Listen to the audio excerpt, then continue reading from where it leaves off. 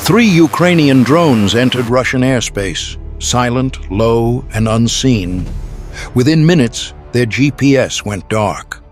No satellites, no guidance, no signal, only black screens. But retreat was not an option. Their mission was clear: destroy a 38-car military train loaded with ammunition and diesel fuel, enough to level an entire city block.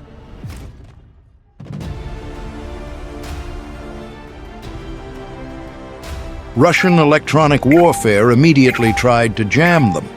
Powerful repellent and Krasuka systems filled the air with interference, stealing signals and blinding sensors. Yet, these weren't ordinary drones.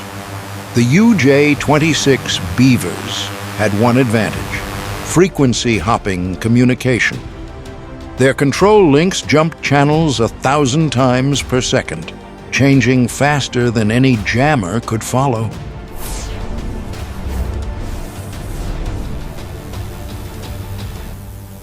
Their first step wasn't the train, it was the lights that protected it.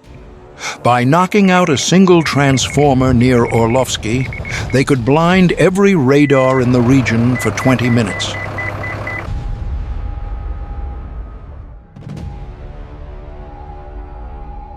Between them and the transformer stood 2 Zu-23 anti-aircraft guns, Soviet relics but deadly at low altitude, and a repellent one-jammer station.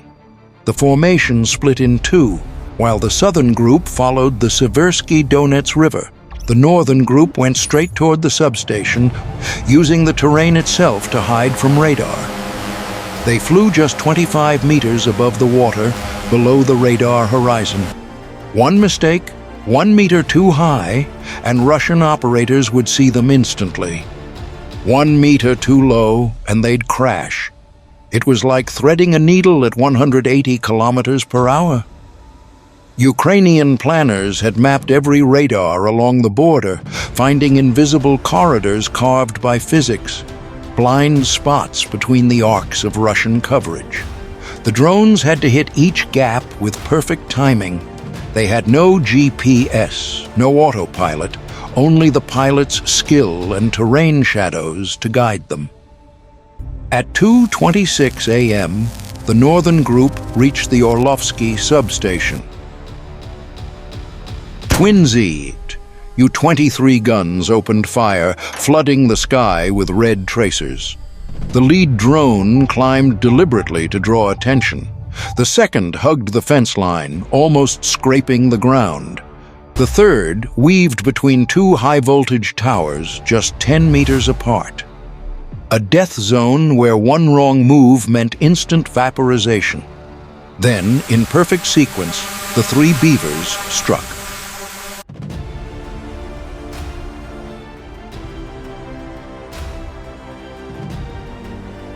The first hit the transformer's base, rupturing the cooling system.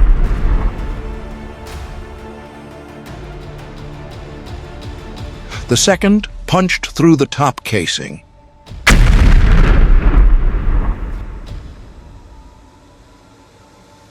The third dove straight into the control box. The resulting explosion turned night into day, 330,000 volts arcing through the air like 1,000 lightning bolts. Within seconds, power grids across the sector failed. Radar stations went blind. Command posts lost communications. For 20 crucial minutes, half of southern Russia's air defense was offline. While chaos spread, the southern group approached their true objective: the train near Salsk railway station. On the ground, a Panzer S-1 crew watched their monitors flicker. Their radar feed was gone. Generators kicked in, but power was unstable. The crew didn't know 3 drones were already racing toward them through the storm.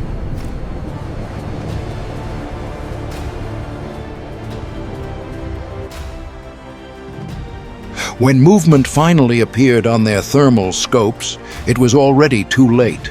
Their first missile failed to launch. Battery voltage too low. The gunner switched to manual fire, straining to track targets through rain and smoke.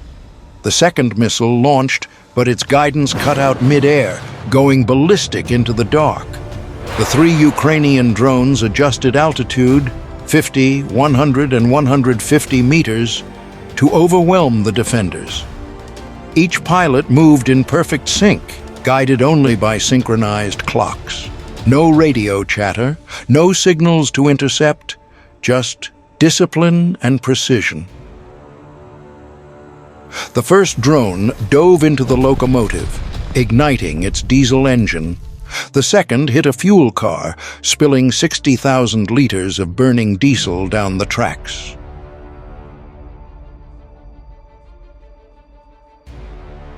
The third struck an ammunition wagon near the center, a perfect domino.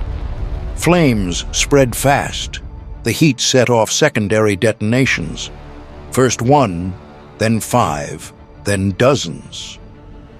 The train turned into a kilometer-long inferno. Explosions rattled windows across Salsk. Satellites later captured the smoke plume, visible from space. Russian officials claimed 22 Ukrainian drones were shot down that night, but hundreds of smartphone videos told the truth. 3 drones had succeeded. A handful of small, improvised aircraft had done what missiles couldn't: cripple a region's defenses and destroy a supply line deep inside enemy territory.